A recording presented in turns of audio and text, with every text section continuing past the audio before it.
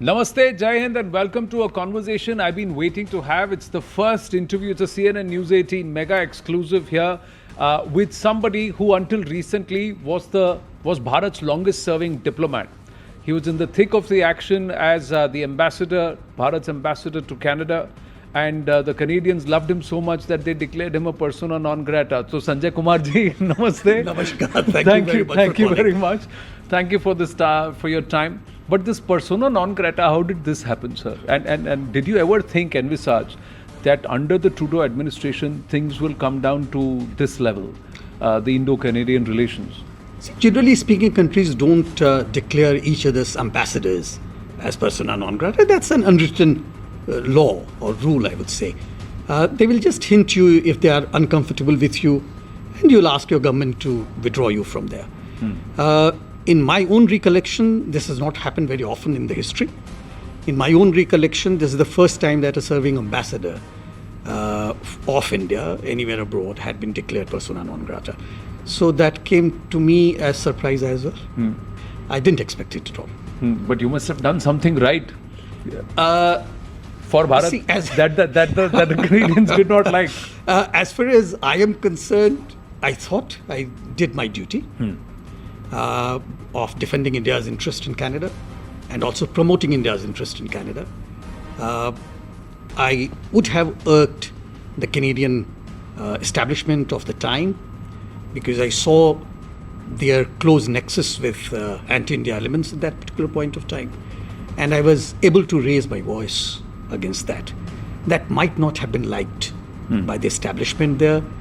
They would have sort of tried to debate amongst themselves, and finally they found that it is good time for them to declare me persona non grata and ask me to leave the country. But before they declared, Bharat had already withdrawn me.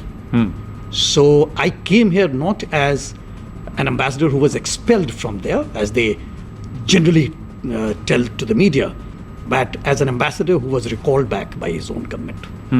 But, we'll come to how it all started in a bit, but did you get the backing of the MEA? Did Bharat back you to the hilt? Or were you also faulted for what happened there? Absolutely not. See, Government of India in totality, Ministry of External Affairs as my administrative ministry, all of them were 100%, 1000% behind what I was doing there. And what I was doing, I was basically trying to protect India's national interest abroad. I was trying to promote India's national interest abroad. And both the things do fall under the charter of an ambassador, including according to the Vienna Convention on Diplomatic Relations. So I was not doing anything which was out of the realm for a ambassador. I was not doing anything which is covert, as they always try to say. I was not doing anything which was against the interest of Canada-India bilateral relations. There was a Ripudaman Singh episode before a Hardeep Nijjar. How is it that the Canadians only talked up Hardeep Nijjar? And when did this whole thing start? I think it was a matter of convenience for the then Canadian establishment. And even at that time, when the issue was raised up, I was told in their foreign ministry about the issue. So I basically said that, look, if you have irrefutable evidence, if you had legally acceptable evidence, why don't you share it with us? We are internationally a very dependable partner. If such evidences are shared with us, we will investigate. And if there is a perpetrator who is an Indian citizen, we'll bring that perpetrator to justice. But since they did not have much evidence, they largely had rhetoric. On the basis of a rhetoric, how can you take a legal decision? But why would, say, someone like Justin Trudeau, on the basis of rhetoric, make statements in the Canadian Parliament? Push ties to a nadir between Bharat and Canada. Was it purely rhetoric? Why would someone do that? I'll tell you. I mean, in your vast experience, have you ever come across someone like Justin Trudeau? I think it could have been dealt better by him with whatever information he had. It could have been shared through the proper channels. We could have met either in Canada or in India or in a third country, talked about it. But unfortunately, his advisors and he himself decided to take it through a different channel, which was not very prudent. We do share concerns with all our partners globally. If we have concerns or if they have concerns, they'll share it with us. And then we follow a certain norm, a diplomatic norm, through which we try to resolve the issue. Was Khalistan issue in Canada a threat to India? Yes, it was. Was it a concern for India? Yes, it was. Was it a red line for India? Yes, it was. So we had our concerns. We had shared it with the regime there a number of times. But unfortunately, we did not see much happening from their side. But there was a lot of conversation, Ambassador, that it was Five Eyes chatter that was shared with them, intelligence chatter, which had been picked. There was no concrete proof. Is that true? I haven't seen any concrete proof. Okay. No evidence of any substance was shared with me or through me with Government of India. So I would say that probably perceptions preceded the reality. So they did not share things with us for us to be their partner in the entire thing. But did they also make life difficult for you, your team there? Yes, to some extent. But at the same time, they made sure that my security is taken care of. They would have realized that an Indian High Commissioner in Canada, if he gets bodily harmed or physically harmed, that will be an egg on their face. So my security was never compromised from their perspective. But I was still attacked. I was put in harm's way. So all these things happened. But then their security detail was always accompanying me. So would you say that your security was not compromised, but your freedom was limited? Oh, freedom was extremely limited. With the security came a few other strings. And the strings are to understand whom I'm meeting, what I'm saying to whom. I don't know if they understood Hindi, which I spoke sometimes. Wherever I would go for public events, my security's detail will always be in the room. So they were always listening, they were always watching? Listening, probably recording as well and relaying to their bosses. But, I had no fear because I was not saying anything which was against Canada-India relations. I wanted Canada-India relations to further improve. So many a times I tell my friends that, look, as an Indian ambassador to Canada who had a duty and responsibility to make the relationship better, probably I failed. But as a patriotic Indian, I'm very proud of myself. So was there ever an indication that, okay, you own up on Hardeep Nijjar, things will be all right? Or not told to me, no, never. They never even hinted.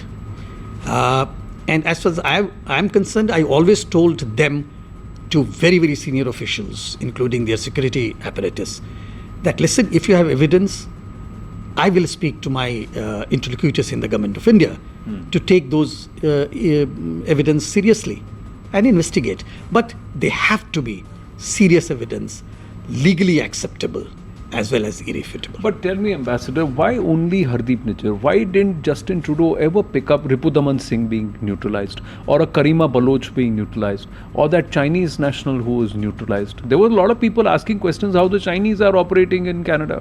He never said anything about that. So there, I can only say on your channel that lesser said the better. That the things that you explained itself shows the partisan approach of the individual. So what was his end game? What was Trudeau's end game? He's nowhere today, but what was his end game? I think he was trying to create some leverage in negotiating with India. On what? See, from his perspective, there could be negotiations on environment. There could be negotiations on sustainable technology. There could be negotiations on India's diaspora in Canada. So I'm not able to read his mind that much and in depth, but I think from my diplomatic experience that I have, countries do try to create leverages, And this was one of his approaches. Was there any influence of his father's playbook? In your wisdom, would you think that because the elder Trudeau was there when the 1985 this one's happened, Kanishk happened, and at that time nothing was done. He was the first person to impose emergency in his country. This Trudeau also did the same thing. He called emergency in his country, and he's when the truckers were protesting, and this one. Were you inclined to believe that there was some influence of his father's playbook? I would. He was completely his father's son. And the success of his father in the Canadian political domain is there. We should not deny that. And probably he was trying to learn a few pages from his playbook and trying to implement them. But the situations are different. Bharat at that time was different. Bharat of today is very different. So he couldn't probably imagine the kind of pushback that he got from Bharat. So perhaps that's the difference where we as Bharat reacted. But how serious and how deeply entrenched is this entire K-goon lot, this entire lot of secessionist anti-nationals in the Canadian system? Are they very well organized? This, because there is inputs that we've received. You can correct me if we are wrong. The WSO, the erstwhile founders of the WSO are all Khalistanis, or they were all wanted people who fled this country. It's their subsequent generations who are now embedded within Canadian polity and Canadian policy making and administration. Is that true? See, strategically speaking, this group of Khalistani extremists, they are fairly well organized. And they have two distinct parts. Okay. One is the strategic advocacy, wherein they have got best brains available amongst the Khalistanis, leading the organization you just mentioned, World Sikh Organization, which then clandestinely supported the extremist wings of various other organizations trying to sort of create a secessionist movement in India. They are very well entrenched today. So let me fast forward to today. They are very well entrenched with the Canadian systems. Okay. So if you look at border control, so an Indian reaches there is a border control. Border control, a very large number of Khalistanis, their children, supporters, sympathizers are present. And therefore, many a times when someone from Indian Defence Forces would be visiting Canada, would be harassed. Someone from paramilitary forces visiting Canada would be harassed. I have been harassed myself, even while being an ambassador there. So, and then if you move further, police. So police forces in certain jurisdictions have got a very large number of Khalistani sympathizers, supporters and Khalistanis embedded in them. Now let's move to the next higher level, political. So wherever there is a larger population of Khalistanis, there you will find their representation in the local legislature as well as the parliament. Constituencies from those countries, they call it riding. Move to the next higher level, which is the parliament in Ottawa. Yeah.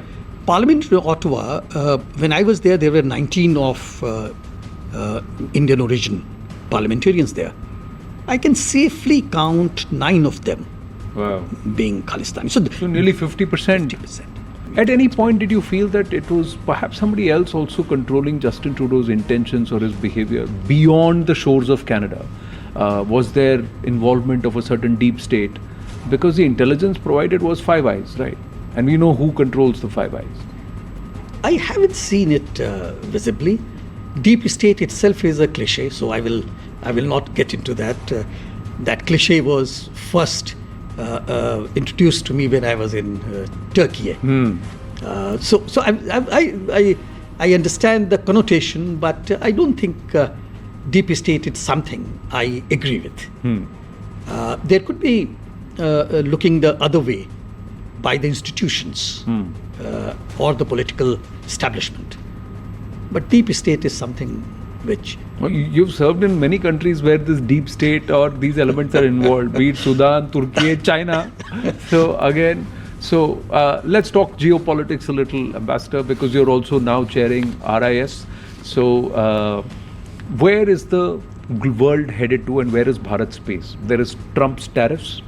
There is, after Galwan, perhaps a thaw in equations with the Chinese. वो दोस्त हैं कि दुश्मन है? That's where it all starts. कि we should also कि एक हाथ में खंजर ले लो, एक हाथ में ला लो. We'll have to do the same thing. How does one read what's going on right now? Okay, let me start with China. Haan ji. Because you have mentioned by name. Yeah. So China defies all simplistic labeling. You can't label it. So whether China is a friend or foe, China is not a straightforward friend. China is not an outright foe. It's a very complicated relation, and you're talking about almost 1/6 of world population. So China is civilizational. China's foreign policy approach is with long memories and patience. We are civilizational. So any interaction with China has to take this into account. We should be cold-headed. We should be warm at our handshakes, and we should be firm on the spine.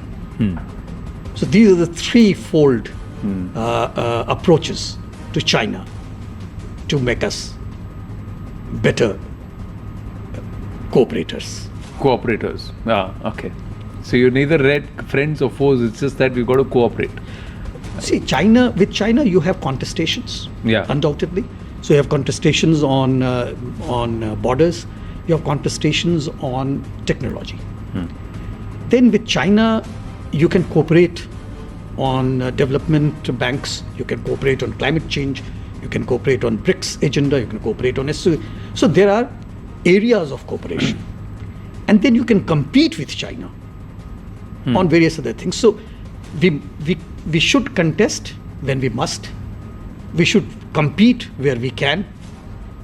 And we should collaborate on issues of global interest. On issues of global interest. So these are the 3C policy against the big C that is That's China. how I see. That's how you see it. And fantastic. But let's elaborate a little more. This entire scenario of Trump tariffs, how do you see this? See, the relationship between India and US is institutional. It is systemic. So whether personality-related noises should be taken that seriously, I'll have my doubts. In history of diplomacy, there are bad patches, even with the best of the friends. And these bad patches will have a shelf life. And once they are gone, you're back to the track, and then you have to restart your policies.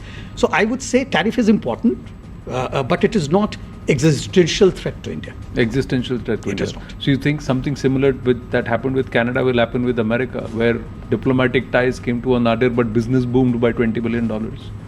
See, even if you look at today, so there is one narrative in India, largely with the media and some experts, which talks about how futile is this tariff approach towards India is. But at the same time, there are others who say that, look, India-US relationship is much wider. It has got defense into it. It has got technology into it. It has got people-to-people into it. It has got geopolitics into it. It has got Quad into it. So it has got so many other factors included.